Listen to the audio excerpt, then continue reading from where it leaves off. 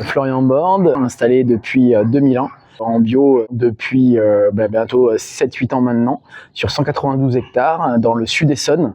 Cultures anciennes sur les céréales, légumineuses, légumes de plein champ, haricots et une grosse activité pommes de terre, avec aujourd'hui une production de 800 tonnes sur la ferme, à destination de la multiplication de plants et de la pomme de terre conso, sur les débouchés, restauration collective, grande surface et moyenne surface, magasins spécialisés.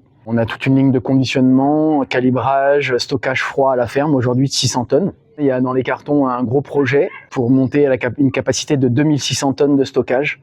Donc il y a 2 cellules frigorifiques de 1000 tonnes qui vont être créées, avec un bâtiment de conditionnement qui va nous permettre d'être non plus sous un haut vent au cas de vent et à la gelée l'hiver, mais dans un bâtiment fermé, isolé, pour faire la même activité, mais puissance x3, quoi. Ce projet a été réfléchi par moi-même et des quelques partenaires, notamment le GAB, la ferme des Grands Champs. Voilà, on a essayé de bâtir ce projet-là conjointement et ça va ouvrir donc d'une production à d'autres agriculteurs du secteur. On va emmener entre 7 et 10 agriculteurs sur cette filière pommes de terre. Toujours à destination de multiplication de plants et après aller sur le marché de la restauration collective dont on va essayer d'être un acteur majeur en pommes de terre bio locales. Ce projet est quand même une enveloppe de 2,5 millions d'euros. On a répondu à un appel à projet donc de l'AESN, l'Agence de l'eau Seine-Normandie, pour être subventionné à 65%.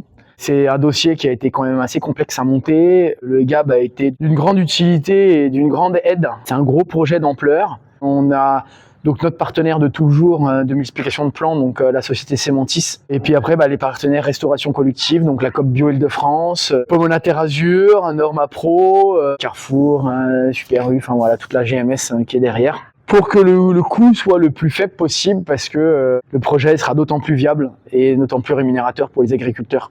Donc c'est une belle activité qui se prépare et qui se profile à l'horizon 2027.